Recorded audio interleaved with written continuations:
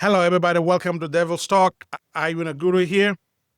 Manchester United are back at Old Trafford this weekend versus Brighton, and this team has been the bogey team for us. In the last three, four occasions, they have beat us. So this is going to be the ultimate test for Ruben Amorim team, for the Ruben Amorim Manchester United. Could they continue to build on the momentum they gained coming off that incredible win against Liverpool, or are they going to crumble and revert back to type? And that's what we're going to discuss in this preview. So let's get into it. First of all, it's good to say that we have back-to-back win under Ruben Amorim, and that is wonderful. Just have our number. Every time we face them, they just have our number. And this is not even like the Derby Brighton. This Brighton is still very defensively solid, very good and keeping the ball, and deadly up front with a striker like Danny Welbeck, our academy graduate. Is doing business right now for them up top. He had 4 goals in his last 2 games in the Premier League. So yes, Danny Welbeck is doing great. Matoma on the right wing is doing great. And they have a few solid pieces. They're okay defensively. They're okay midfield, like in the middle. And they're very good going forward. So we're going to have to keep an eye on them. How do we beat Brighton? First of all, I don't know if the long ball is going to work in this occasion. The way we play against Liverpool, I don't think it's going to work against Brighton because only like the emphasis on keeping the ball will be on us. We're going to have to possess the ball, create chances, and break them down. If we kick it long like we did against Liverpool, hoping to win the second ball, that might not work. We beat them by taking our chances that we create. We press them high up and we win the ball back quickly. Make sure the midfield is not vacated like we usually do. This time, play your center forward. As good as Van Dijk, I don't think Dunk and Hakim are going to be impressive in the air. Hoping to win second balls is not going to work. So we're going to have to play Benjamin Sesko in order to actually start winning some aerial threat and having flick on where Embremo can run off onto them. And again, make sure you play the correct players. You limit the mistakes in the team. So that being said, this is how I will set this team up. Maybe a couple of changes from the Liverpool win because we went more defensively in the Liverpool game and we didn't play with a center forward. Starting goal, I don't think Lemons is going to be out unless we buy another number 1. He is the number 1 right now. So Senna Lemons in goal. The back 3, I would change this because Harry Maguire is very good.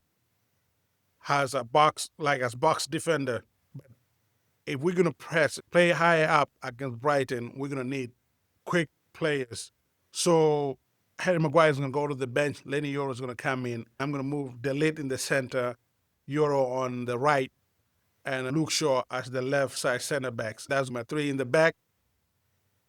As a wing back goes, Ahmad is pretty much nailed down on the right. The left wing back has been the issue because Dorgu is not quite producing. He's still better than Dalot.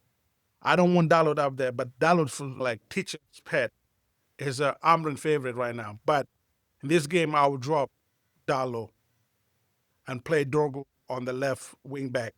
In the midfield, I don't think this midfield is going to be a breakup as long as this guy is the manager. Casemiro sitting a little bit deep.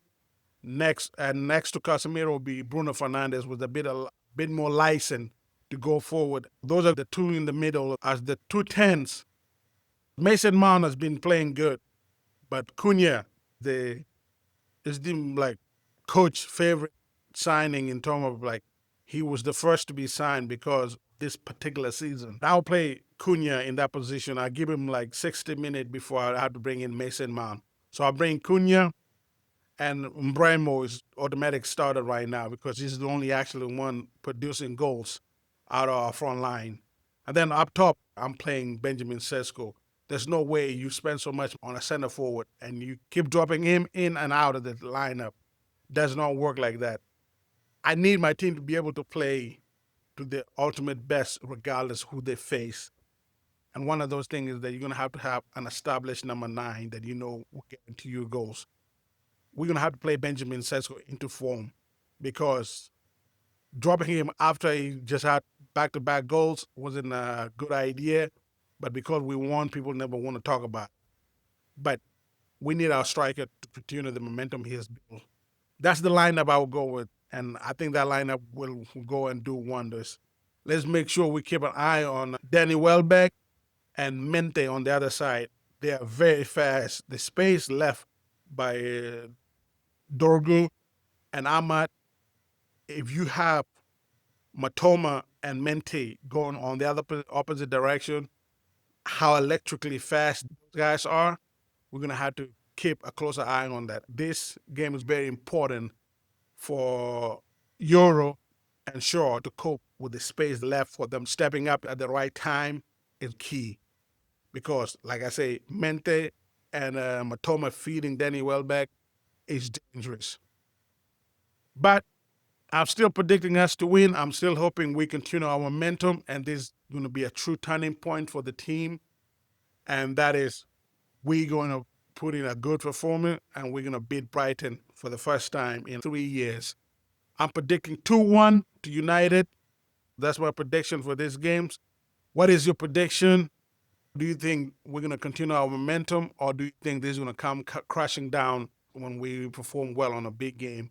Then we move on to the next game, we drop a stinker. Or do you believe this is a turning point? Ruben Amorim has the solution that he needs to turn this team around.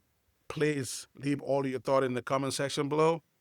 Don't forget to like, subscribe, and leave the bell notification on. I'll catch you on the next one. This has been the Devil's Talk.